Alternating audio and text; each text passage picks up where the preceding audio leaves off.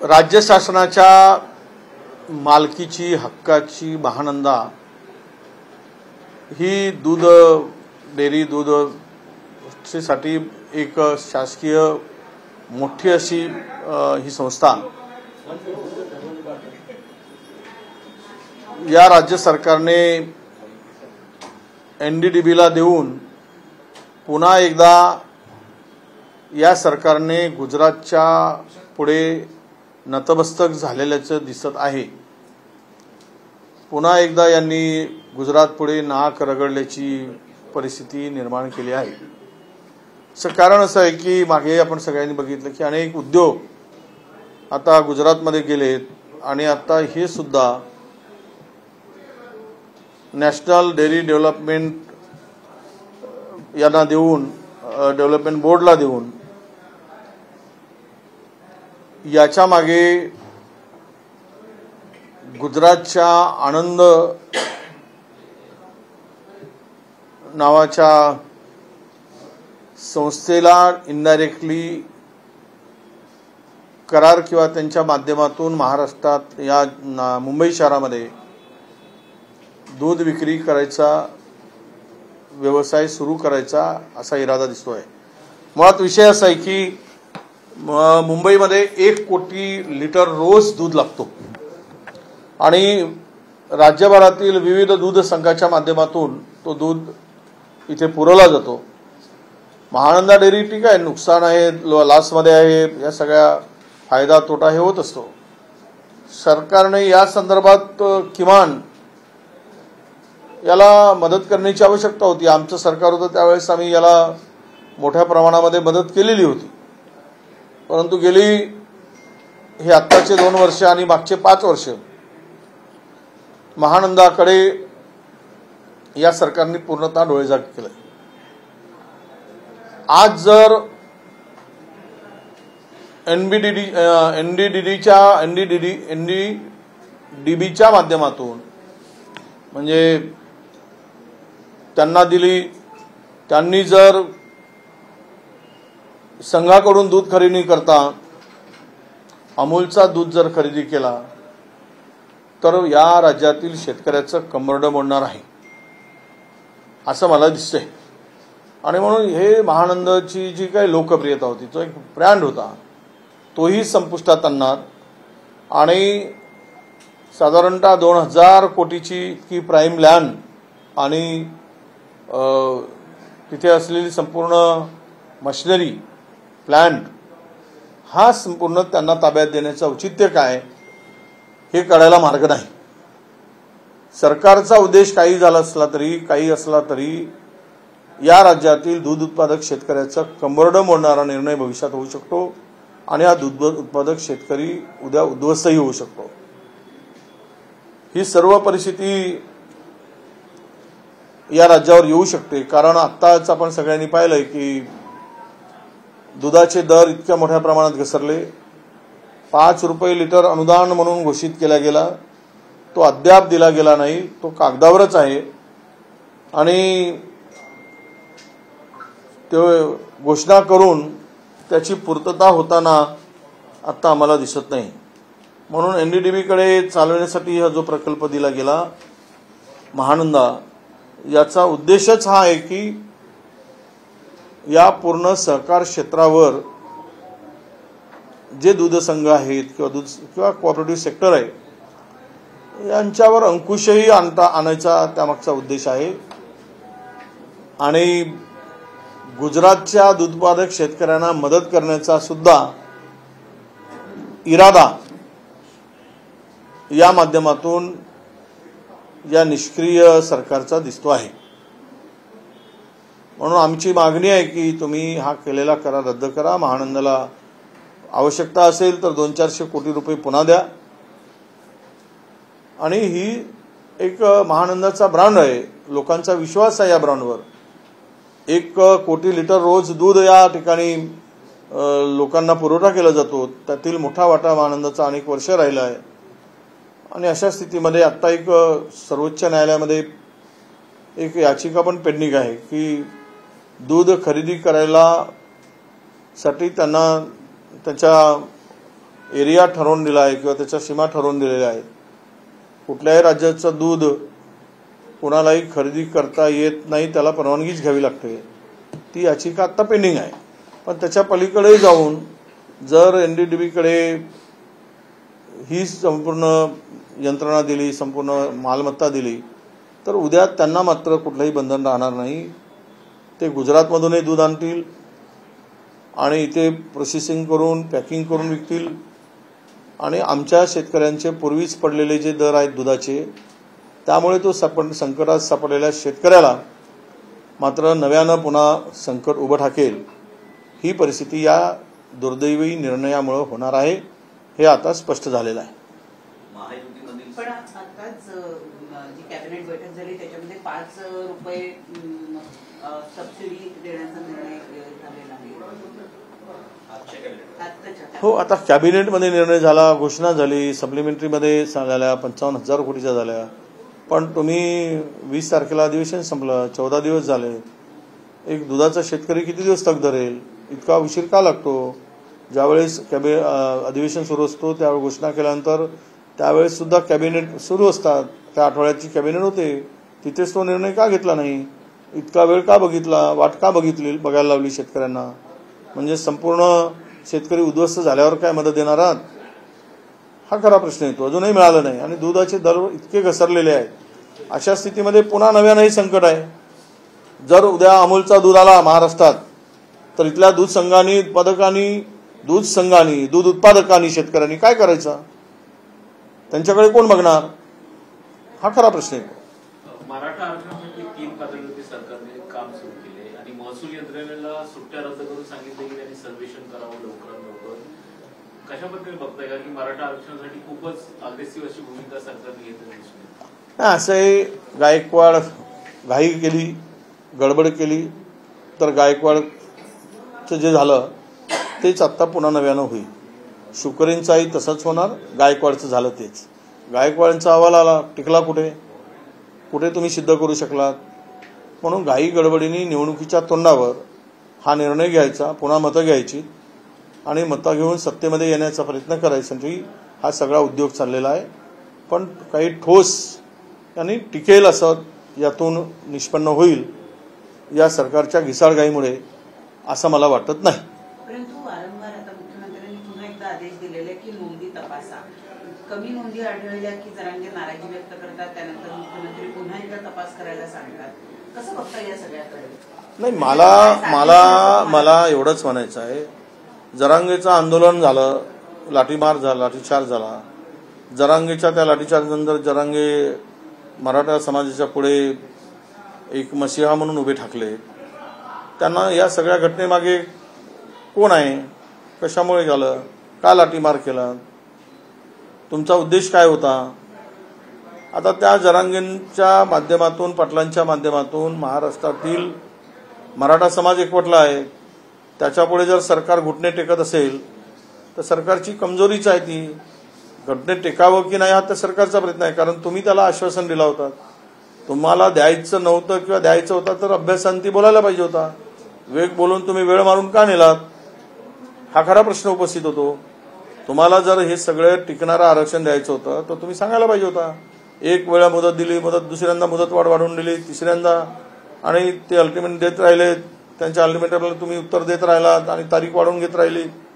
आता तुम्हाला देता येतं का? महायुतीमधील एक मंत्री अब्दुल सत्तार ज्याप्रमाणे भाषा वापरतात, व्हायरल झाली, एकंदरीत महायुतीमधील मंत्री अशा प्रकारची भाषा वापरणं कितपत योग्य आहे? त्यांनी जाहीर माफी मागितली आहे. नाही, हा अजेंडा कदाचित महायुतीचा असेल. एखाद्या मंत्र्याला मोकाट वाटेल ते बोलायला, भुकायला सोडून दिलं असणार. आता हीच संस्कृती आम्ही आता या सरकारची चांगले संस्कार बघतोय. काय उत्तम संस्कार महाराष्ट्राला देणारे मंत्री या सरकारने दिलेले आहेत. एका आई वडिलांची वर शिवे घाला, घाणेरड्या शिव्या घाला, पोलिसांना म्हणा जनतेला हाणा, ते ढुंगण फुटतपर्यंत हाणा. म्हणजे ही मस्ती, सत्तेची गरमी, निरंकुशपणा, त्याच्यावर कोणाचंही अंकुश नाही. आणि ही सगळी प्रवृत्ती मला वाटतं की गुंडाला लाजवेल, गुंडही एकदा अशी भाषा वापरणार नाही. तो आई बहिणीच्या शिवाय देईल, पण त्या खालच्या दरावर, इतक्या खालच्या स्तरावर बोलेल किंवा जाहीर बोलेल, माईकवर बोलेल. तर मला वाटतं शिंदे, फडणवीस आणि आता बारामतीकर यांचे संस्कार कसे आहेत किंवा सरकारचे मंत्री कसे वागले तरी त्यांच्यावर यांचा अंकुश नाही, हे आता सिद्ध झालं आहे. अशा मंत्र्यांना तर 1 मिनिटही ठेवायला नाही पाहिजे. ही भाषा अरेरावीची आणि मस्तीची, तर आम्हाला तर वाटतं की अशा प्रवृत्तीच्या मंत्र्यांना लाद घालून हाकलायला पाहिजे, हाणायला पाहिजे. ते कमी आहे हा शब्द, त्याच्यापेक्षा अधिक बोललो असतो, पण माझ्या संस्कृतीमध्ये ते बसत नाही. आव्हाडांनी एक वक्तव्य केलेलं आहे. आव्हाडांचं सध्या हिंदी बाद में केलेलं आहे. कसं मांसाहारी होता, राम हा मांसाहारी होता असं आव्हाडांनी वक्तव्य केलं आहे. राम बहुजन होते, राम क्षत्रिय होते, हे मला माहित आहे. क्षत्रिय लढणारे असतात, राम हे क्षत्रिय होते. हे राम काही आता मी बोलत नाही त्यात बाकी, पण लढणारे होते. हातात धनुष्य होता, तीर कमान होता, आणि त्यावेळेस शिकार तर मात्र नक्की व्हायची. आता मला त्याच्या पुढचं माहित नाही, ते कदाचित आव्हाडांना माहिती.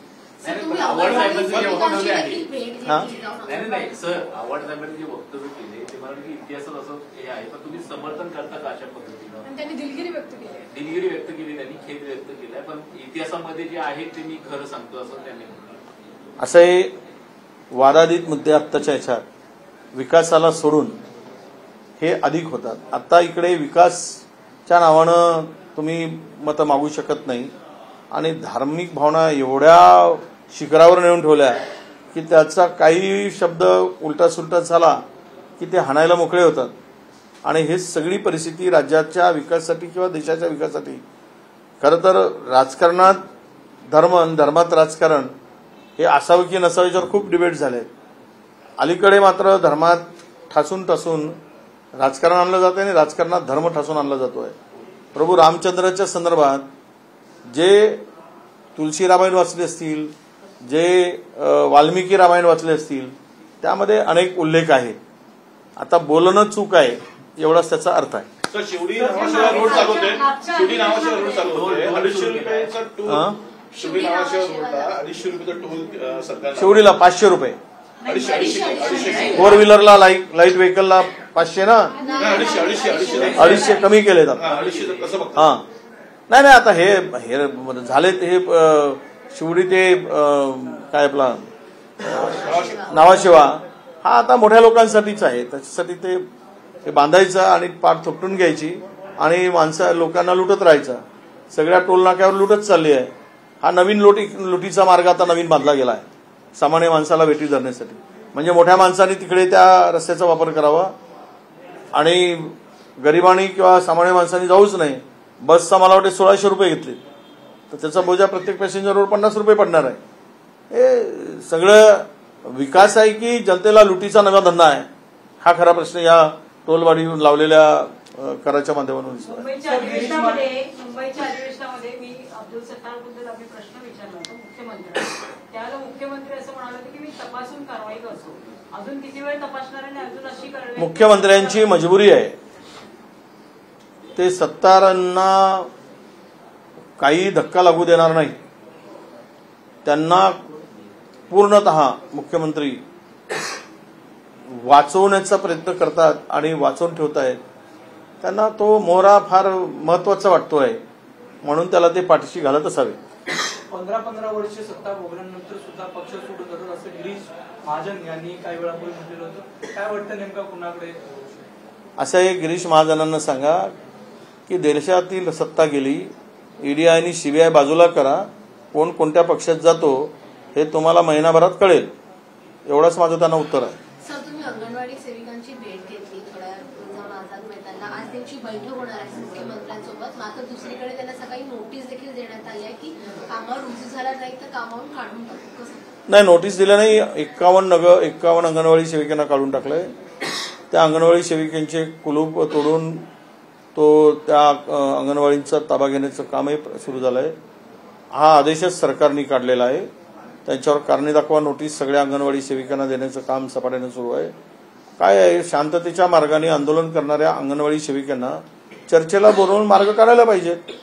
तुम्हाला द्यायचा आहे की नाही द्यायचा हा नंतरचा विषय आहे, पण चर्चाच करायची नाही आणि हुकुमशहासारखं वागायचं, सत्तेची रग अंगात घेऊन वागायचं आणि त्या सर्व शांततेच्या मार्गानं आंदोलन करणं हा संविधानिक हक्क आहे.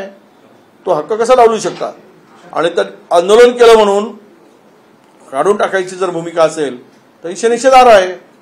आणि त्या बिचाऱ्या ग्रामीण भागामध्ये कोरोनासारख्या संकटामध्ये ग्रामीण भागात काम केलं, आत्ताही काम करत आहेत आणि त्या लहान लहान मुलांचे आई स्वतःच्या लहान मुलाचं ढुंगून दूध देत नाही आजच्या आधुनिकाच्या, पण ती अंगणवाडी मदतनीस लहान लहान मुलांचं ढुंगण साफ करून देते, घाण स्वच्छ करते, इतकं ती काम करते. आणि त्याला जर मानधन तुटपुंज मानधन आहे, त्या सेविकेला तुटपुंज मानधन आहे, ते वाढवून देण्यासाठी तुम्हाला कष्ट का पडतात? नाहीतरी तिजोरीची लूट चालली आहे. आता तर मला माहिती झाली की 1.5 कोटी साड्या हे सरकार वाटणार आहे आता यांना, आणि ते प्रस्ताव त्यांच्याकडे गेलेला आहे वस्त्रोद्योग मला वाटतं विभागाकडे. आणि त्यामध्ये बीपीएलच्या महिलांना निवडणुकीच्या तोंडावर साडी देऊन नाकर्तेपणा लपवण्यासाठी मतं मागण्याचा नवा धंदा महाराष्ट्रात आता लवकरच सुरू होत आहे. तर असं काही चाललं आहे की लुटून तिजोरी साफ झाली, लोक मतं देत नाहीत आणि एकामेकाचे तिरकुटांचं सरकार रोज नवीन नवीन उद्योग या राज्यामध्ये करत आहेत, म्हणजे राज्य बकास करण्याचं काम सुरू आहे. तर लोक उद्या हाणतील म्हणून किमान बहिणीला साडी तरी देऊन मतं मिळवता येईल का, हा केविलवाना प्रयत्न आता तोही सुरू होत आहे. म्हणून तुम्हाला सांगतोय की हे सगळे प्रोजेक्टच्या माध्यमातून मोठ्या प्रमाणामध्ये राज्य साफ करण्याचं काम सुरू झालं आहे. आणि अशा स्थितीत यांना लोकांची मतं घेत असताना विकास सांगून होत नाही, तर विकास म्हणजे शासन आपल्या दारीसारखे उपक्रम राबवावे लागतात. केंद्र सरकारच्या त्या विकास संकल्प यात्रा करावी लागते आणि त्याला लोक विरोध करतात. हे सगळी सांगायची काय, तुम्ही केलं असतं तर दिसलं असतं. केंद्राने 9 वर्ष काही केलं नाही आणि त्यामुळे त्यांना आता प्रभू रामचंद्राच्या नावाने मतं मागायची पाळी आली आणि ह्यांना आता साडी वाटायची पाळी आली. बरं आहे, उद्या साडी घालायची स्वतःला वेळ येऊ नये म्हणून महिलांना साडी देण्याचा केविलवाना प्रयत्न करत आहे. 2004-2005 पर्यंत जे शासकीय सेवेमध्ये रुजू झाले त्यांना पेन्शन लागू करण्याची घोषणा आता झाली आहे. त्याचबरोबर जे क्लार्क आहेत त्यांना 5,000 रुपये खूप भत्ता तो सुद्धा जाहीर केला. पेन्शन मिळायला लागू झाली, आता काय कॅबिनेटच्या निर्णयाची मला माहिती नाही. कॅबिनेटमध्ये कदाचित निर्णय झाला असेल तर आनंद आहे. त्यांची खूप वर्षापासूनची दिवसापासूनची मागणी होती. आता कॅबिनेटमध्ये नेमका काय निर्णय झाला की ज्या जुन्या लोकांना जी पेन्शन मिळत होती तीच 2005 पासून ज्या लोकांना नोकरीमध्ये सामावून घेतलं होतं किंवा नोकरीवर कार्यरत होती त्यांना ती पेन्शन जशी तशी लागू झाली. काय एक ठोक रक्कम देण्याचा निर्णय झाला आहे याची सगळी माहिती घेऊ. पण त्यांना जर हे द्यायचा निर्णय झाला असेल तर मात्र निश्चित पेन्शनचा निर्णय हा चांगला निर्णय आहे आणि आम्ही त्याच्या मागे सातत्यानं लागून होतो. आमची मागणी सातत्यानं होती.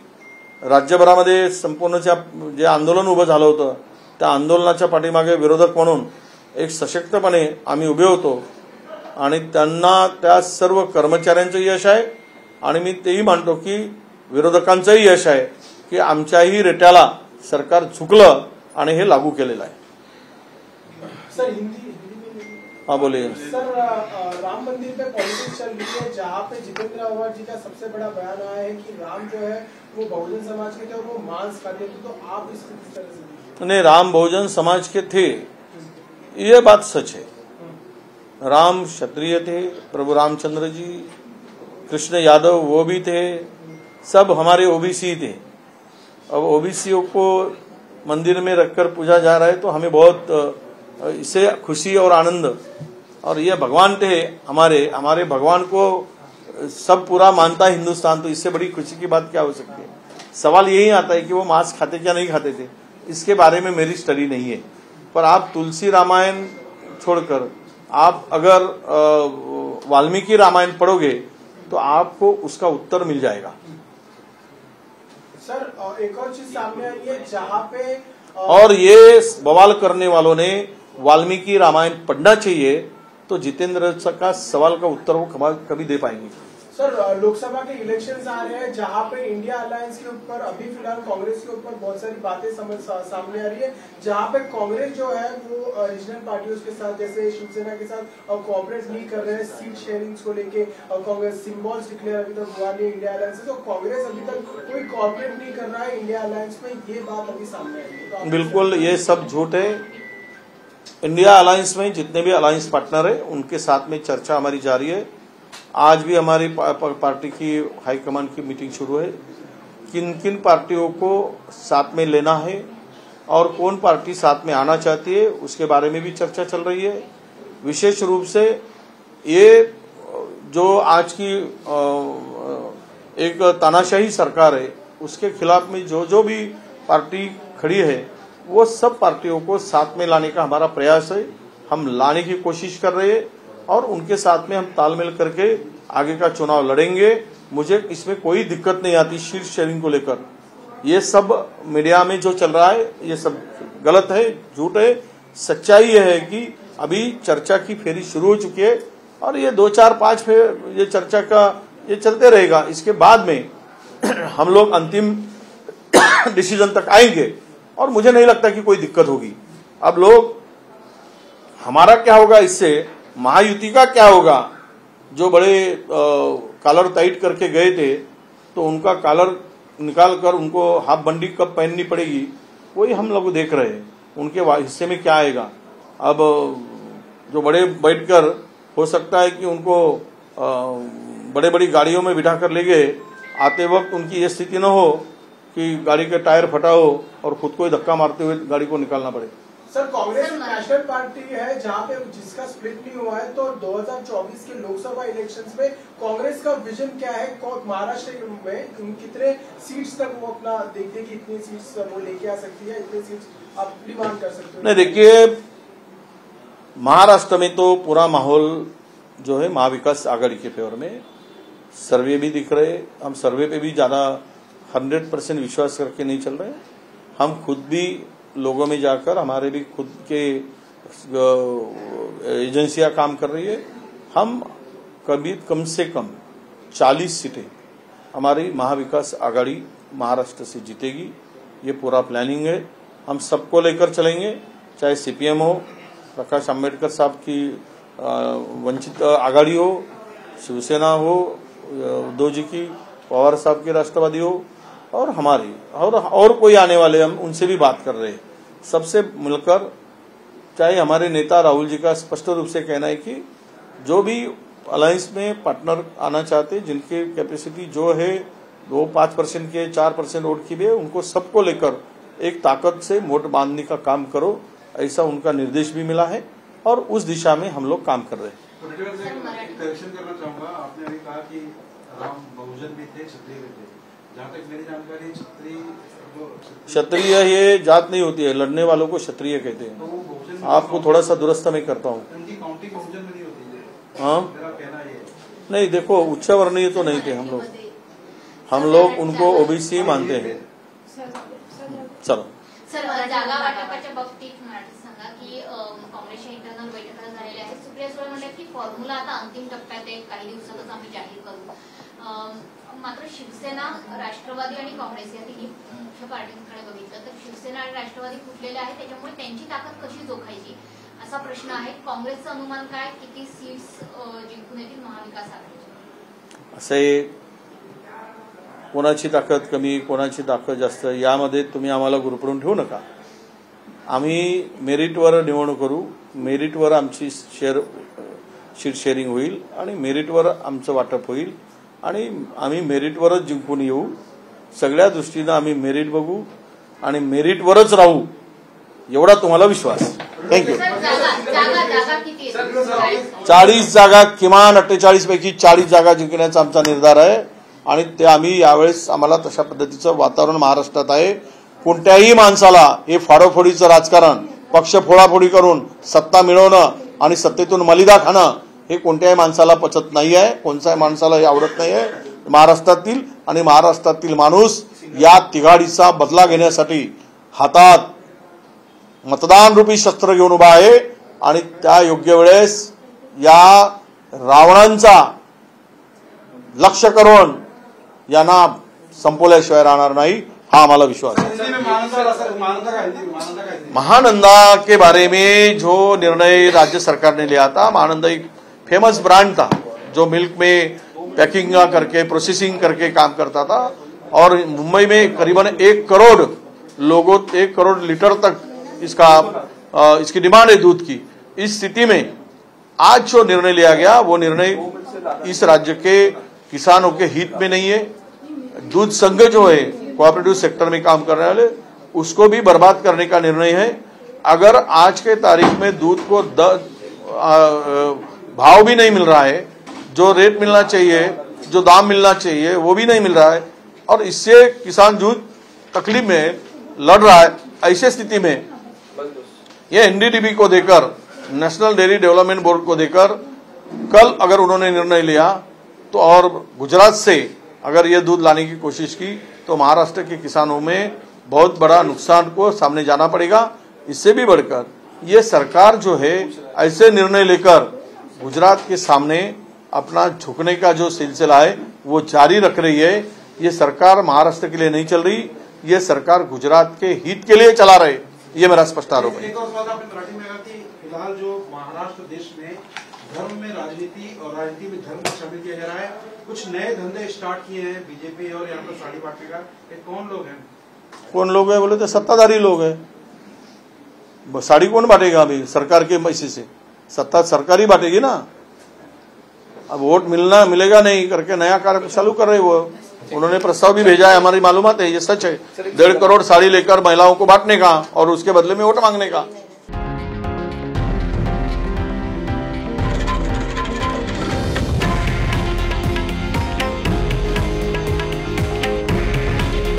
हे आहे देशातील नंबर 1 न्यूज नेटवर्क आणि आपण पाहत आहात TV9 मराठी. काळजी तुमची, हित महाराष्ट्राचं.